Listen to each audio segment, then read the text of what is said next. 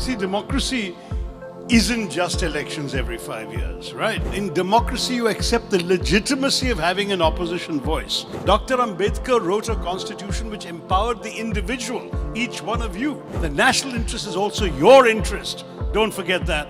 If you fight for that, you will keep us democratic. All comes crashing down.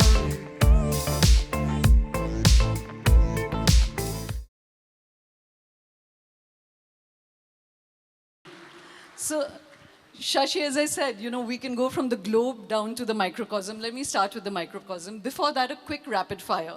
In all this crazy life you lead, super busy, you've just done a book on Ambedkar, who's the founding father of our democracy. So using that, by what the vision that he set out, what sort of grading would you give on a scale of 10 to the state of Indian democracy today? Well, I think he'd be a bit disappointed. He already was a bit disappointed before he passed away, but then I think his comments at that time were probably a little unfair, because honestly, Nehruji was in the process of building up our democracy, and perhaps Ambedkar was a bit too ready to dismiss it then. But given his own high standards, where we are today would have disappointed him a lot. Can you give, just to hang on to it, since we are a group of young people, give me a grade on 10. Oh,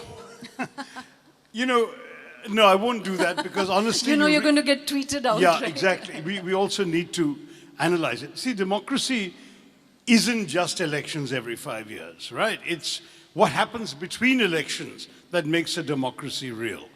And what we are seeing in our country is, after many decades of a systematic effort to build up democratic habits, practices, and institutions, we're now seeing those habits and institutions being hollowed out by the very government that should be promoting these institutions. So, to give you a few examples, in our country, we have those institutions that are directly part of the government and those institutions that, under the law and under the constitution for the most part, are completely autonomous.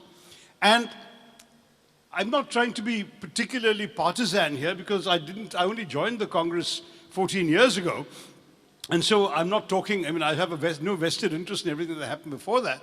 But I can tell you that there used to be a systematic effort made by governments, mainly Congress, but also all other governments before that, to put people in these institutions with a reputation for integrity, independence, autonomy. So you had election commissioners like T.N. Seshan or G.M. Lingdo, who would be tough on every party, including the party that appointed them. You had a Shashi, I'm just going to interject slightly here, because we don't have an opposing point of view, so I'm not going to just be a moderator, but the devil's advocate. You're going to be the devil's advocate. But I'm just saying, so a lot of these institutions have now been turned around. The Election Commission, in many ways, there's concern about every institution, from the judiciary to the fourth estate that Shoma comes from.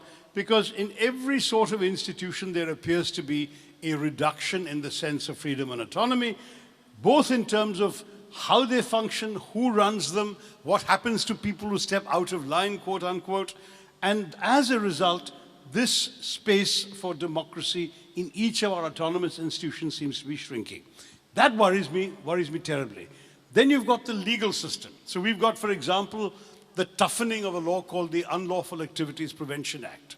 Now, what's happened is you've got an act under which pretty much anybody can be accused of terrorism and can be put into detention without trial pretty much indefinitely.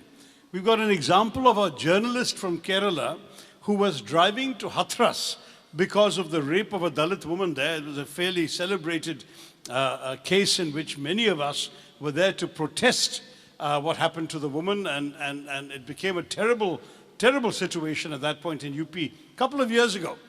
And this fellow, Siddiq Kapan, was arrested by the UP police, thrown in jail, and to this day he hasn't been actually charged in a court of law, but his detention without bail has been upheld by the judiciary under the provisions of this law. Shashi, if I may just... So these are examples of things which imperil our democracy. Shashi, as I said... Parliament as a rubber stamp is another one. So this is going to be a slightly difficult conversation for a different reason, which is that I share Shashi's value system about institutions and freedom and democracy. So it's going to be hard for me to disagree with him on many counts. But like I said, Shashi, when you made that binary between the Congress government and, say, the BJP, it's true that there are many, many reasons for concern today, and we'll come to analyze that. But suppose there was a BJP person sitting here, they would have thrown back at you. What about Chaudhury? Yeah. Yeah. What about this? What about that? No, but I'm just asking that, so what would we put on, what would we say is the health of democracy? Because in the past, Congress governments would have been accused of sacking governments, dismissing governments. Today, there's allegation of buying governments.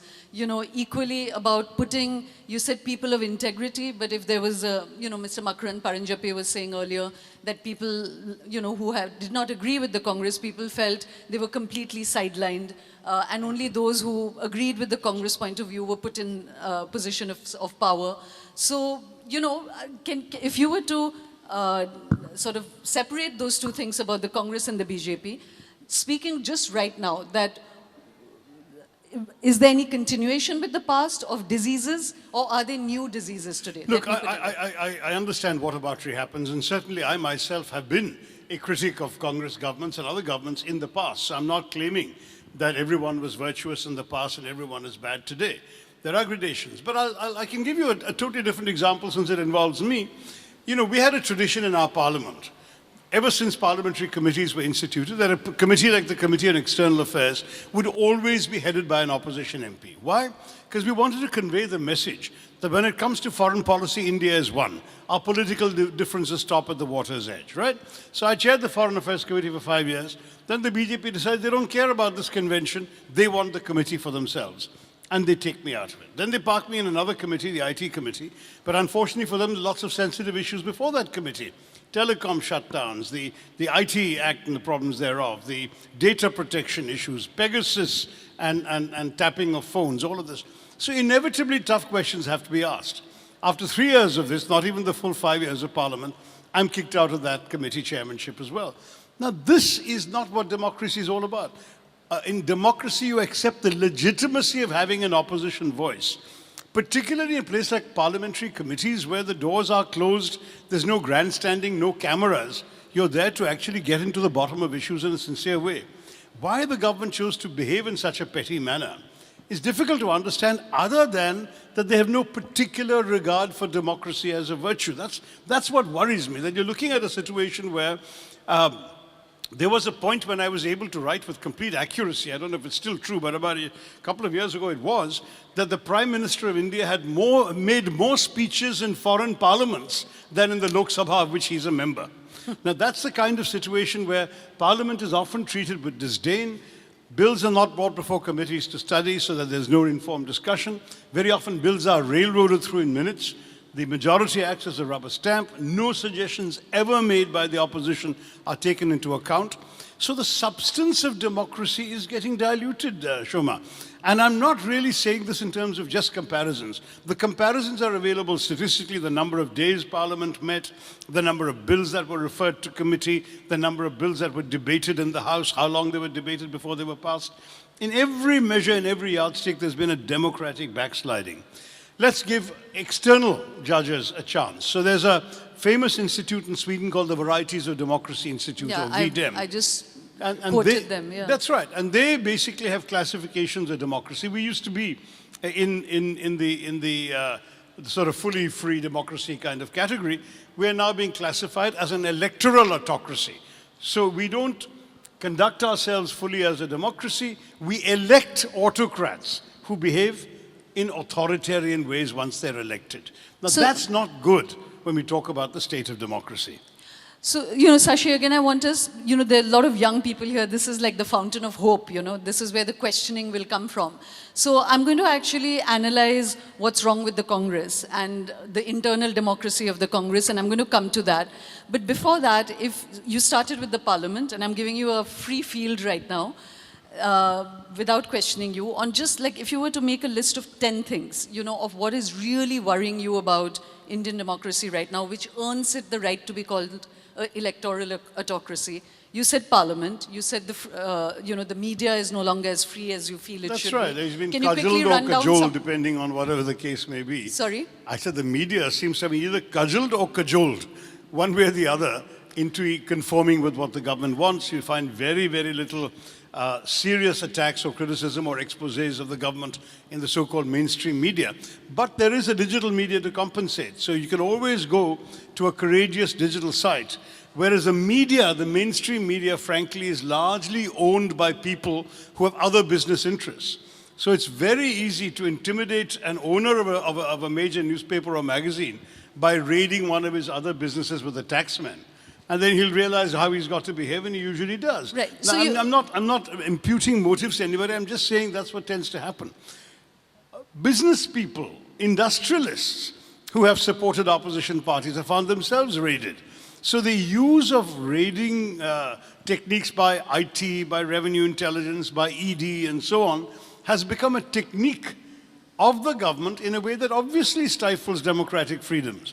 In a democracy, you should have the freedom to criticize. You should have the freedom to support the criticism, the freedom to support the opposition parties. If you're going to bear a consequence for it, you've got to be a very brave person indeed.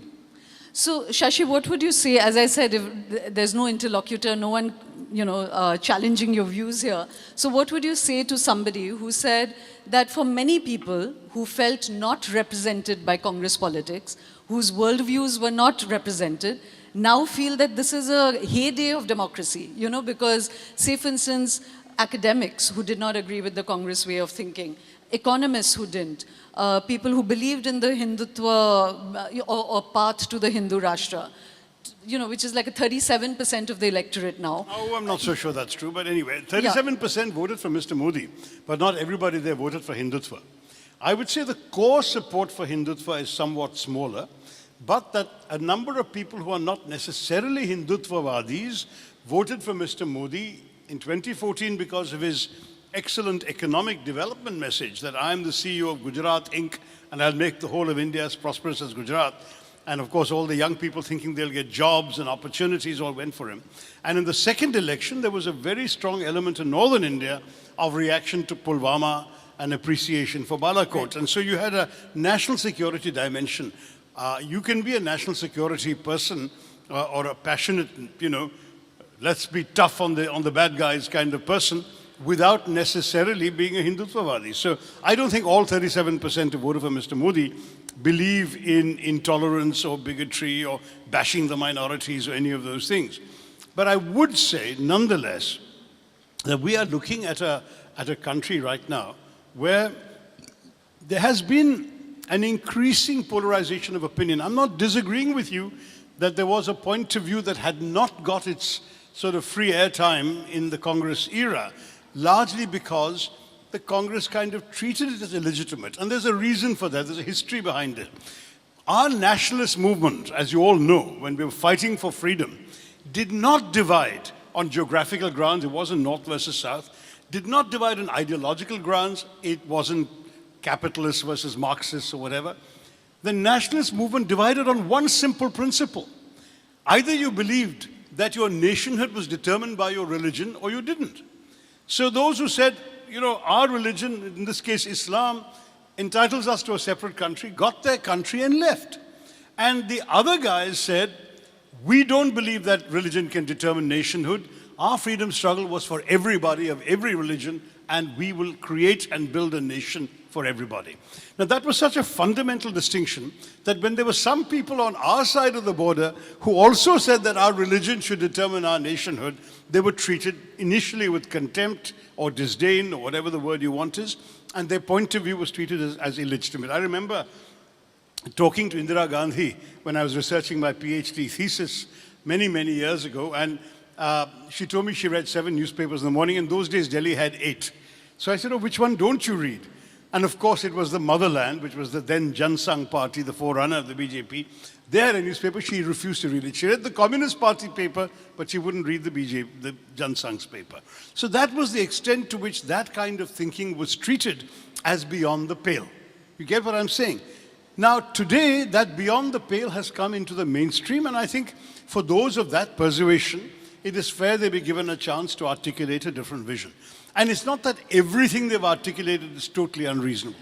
What I find difficult to accept is the kind of level of intolerance that is spreading in our society. Since we're in Filmistan, I grew up in Bombay, by the way, from class 3 to class 8. So I actually had a childhood here and before going off to Calcutta for high school. And I can tell you that it used to be almost a joke that, if you wanted entertainment tax waiver, you made a movie like, say, Amar Akbar Antony, where you got these 3 toddlers who are separated in infancy. One is brought up as a Muslim, one is a Christian, one is a Hindu, and how they come together at the end and they beat the bad guys. So that was the kind of values that our society and even our government tried to instill in our society. And so a filmmaker playing up those values got entertainment tax off. So that was a big sum as a percentage of your ticket, so you were thrilled to go and watch those movies. Now that kind of thinking has now changed to such a degree that it's a movie that has people ending at the end of the screening baying for Muslim blood, which now gets entertainment tax off. So you can see that there is now a change completely in the level in the level of discourse and the kind of values that are sought to be imparted with official blessing. Okay.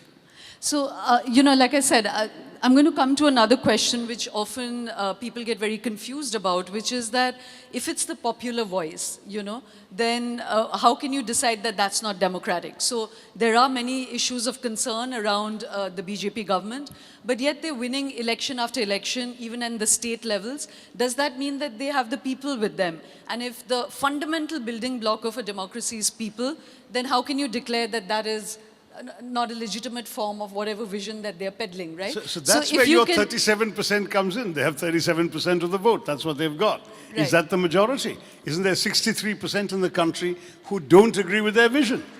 Right. Absolutely. I think that was an important point to make. But, I'm going to come to social media. I'm going to come to countries like America, which are also a democracy in crisis. You've actually had the Capitol Hill raided. We've not reached there yet. So there are many worrying concerns across the entire world.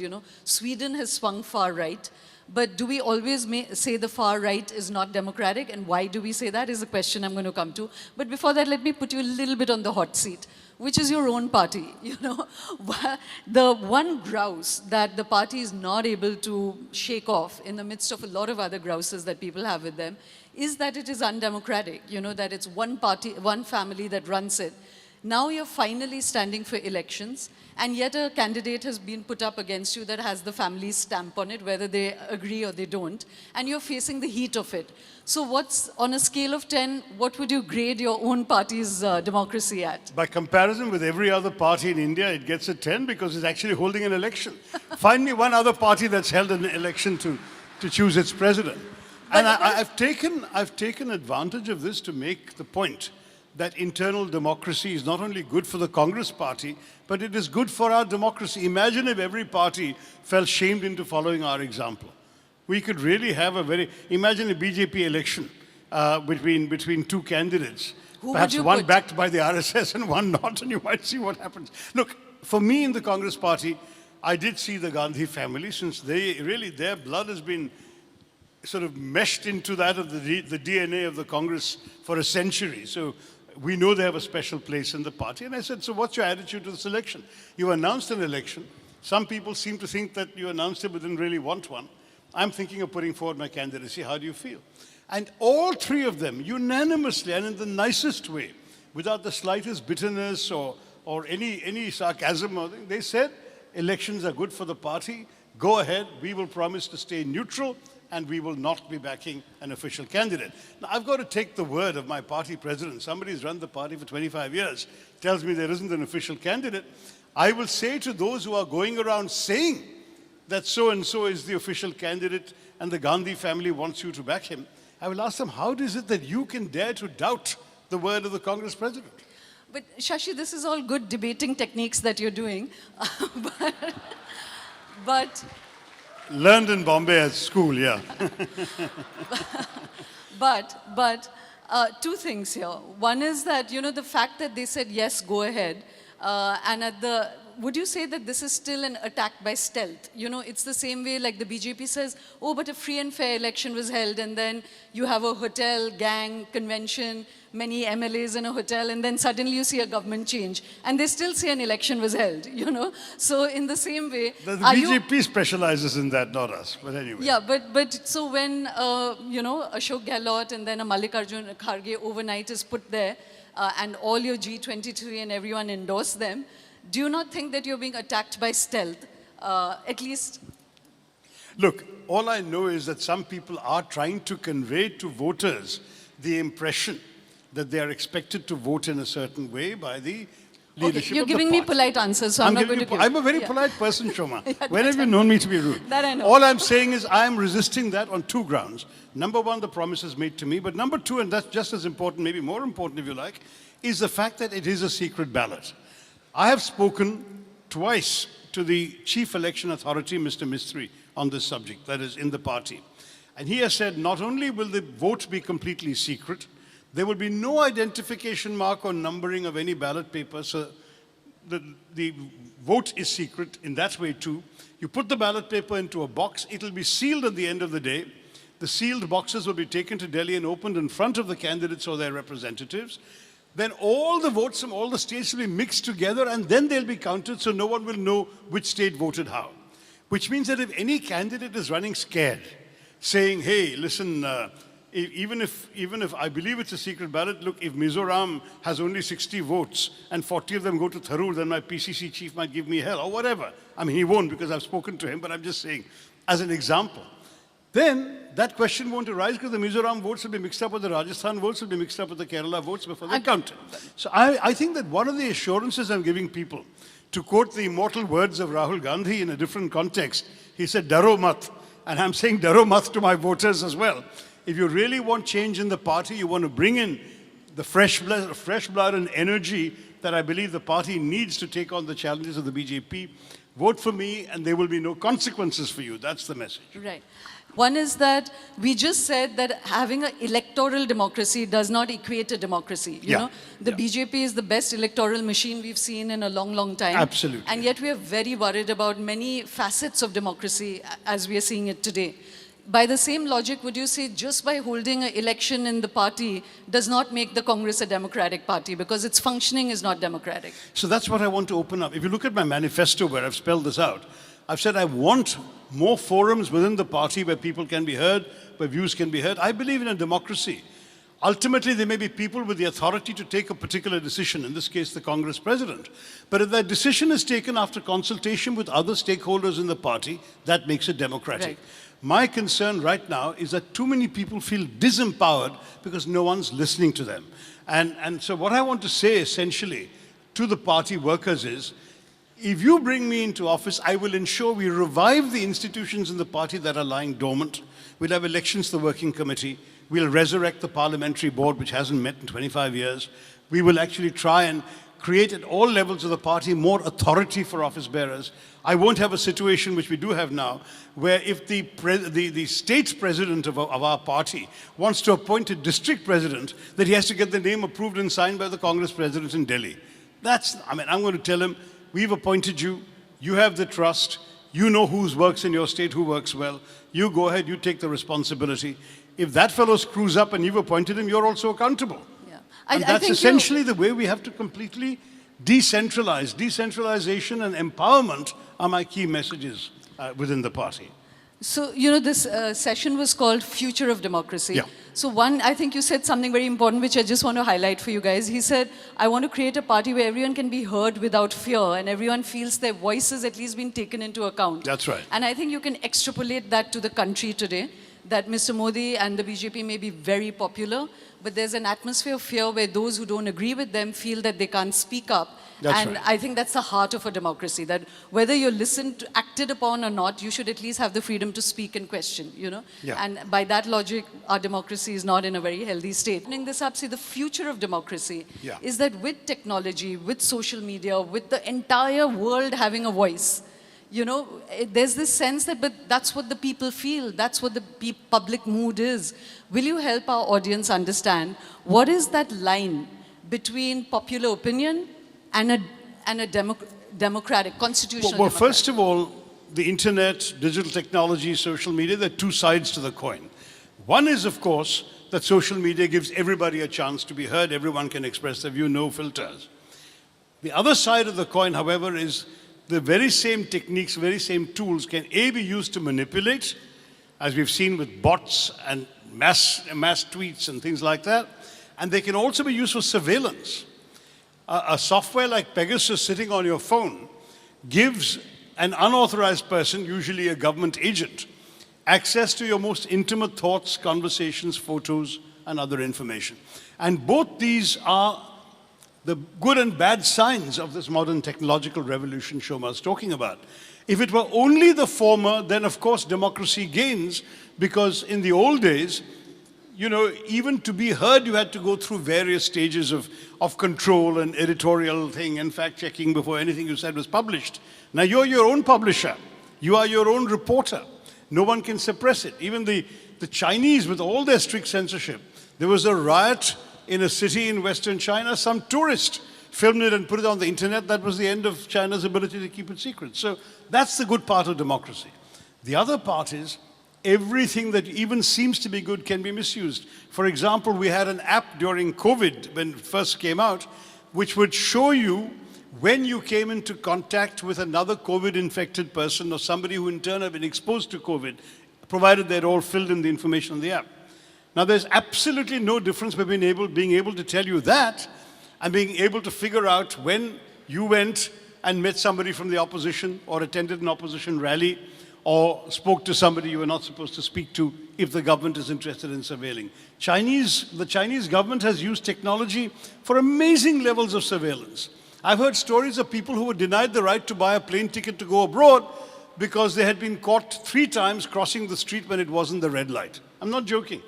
And they have been given social demerit points in a secret register maintained by the Chinese government. And they said, your punishment is you're not going to be allowed to go abroad. Now, that kind of thing is obviously not democratic. China is not a democracy. But it can be done anywhere, including to us. So we've got to be vigilant. And the reason why I've been agitating in my committee until I was kicked out of it for a data protection bill to protect the data we generate. It's our data. The government can only borrow it and use it for specific purposes and must then either destroy it or return it to us.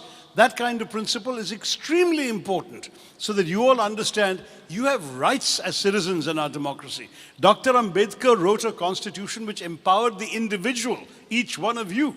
And therefore, there is absolutely no reason why you should surrender your rights to an unfeeling, all-knowing, all-controlling government sitting far away that has its own ideas of what they consider to be in the national interest. The national interest is also your interest. Don't forget that. If you fight for that, you will keep us democratic. Last point about the people is that we talked about governments, we talked about parties, we talked about leaders. Are you worried about the fact that popular moods are very accepting of authoritarian governments now? You know, they are fine with surveillance. They are fine with the government laying down the law. They're fine with dissent being, So what is this mood across the world, including India, where people are okay with authority? Shoma, I hope you're not right. I mean, I agree with you. There are some alarming polls. I think there have been a couple of polls conducted asking people, would you mind having an authoritarian government? Would you like military rule in India? Would you like, you think democracy is interfering with development? Would you rather have more control? And surprisingly large percentages of people in recent years have said they have no problem with it. So to that degree, you're right. But I've always questioned the sample. You ask a bunch of people in the cities, you're going to get a different kind of answer from you ask ordinary people. And if you phrase the question differently, would you like the government to have the right to cut off give you a forced vasectomy? Would you like the government to have a right to take away your phone from you and look at who you've been talking to? Would you like the government to have the right to put you in jail without giving you any reason? Without giving you any reason, without giving you a chance to explain that a mistake has been made. All of those things, when you put it that way, I don't think anyone will agree. There's this abstract notion that somehow democracy has come in the way. There's too many opposition people, too many politicians, too many agitations. Let the government have a tough hand and the country will develop and grow. Hasn't really worked in most places. It's not going to work in our country because, frankly, as the old cliche goes, we are like this only. We are the kind of people who like basically to do things our own way. I've often pointed out the example of how China went from 0 kilometers of 6-lane highways to 150,000 kilometers in a 10-year span. And what they basically did was, if the government official drew a line on a map, they bulldozed everything in the path. It didn't matter if it was your house, a village, a graveyard, a church, it all went. Because they're China. They are an authoritarian communist tyranny. Whereas when you have India, you try and widen a 2-lane road, there'll be people objecting, agitating about their land, asking for a better price, going to court and holding it up. If it's somewhere near Bombay, you'll have film stars coming down and joining dharnas. All of these things are part of what we are all about, and that 2-lane road will not be widened for a very long time. But that's part of the magic of democracy. You can be impatient with it, you can find it frustrating, but it at least means that people's rights are being respected. The day we stop respecting the rights of people, even the rights to be bloody-minded, then we are doing ourselves a disservice on a very much larger scale. And I would urge you all to remember that in preserving our democracy, and you all particularly, because as young people, already you're a majority. You know that 65% of our country is 35 or younger, and 51% is 25 or younger. So it's already your country. You are the majority here, but you're going to grow up to be in charge of this country for decades to come. Don't let it be a place where you don't feel comfortable and you're ashamed to tell other people where you're from. Let it be the proud democracy that all Indians were able to talk about when we held our head high abroad. That ours is a country where we have rights, we choose our governments. And yes, I will say with pride that if Nehruji helped build a democracy that today made a chaiwala prime minister, that's actually a good thing that our democracy made it possible for a chaiwala to become prime minister. That is the kind, and tomorrow let it be somebody else. But the point still is that we must have a system where there is no limit to your hopes and aspirations. That should be what our democracy seeks to achieve for all of you.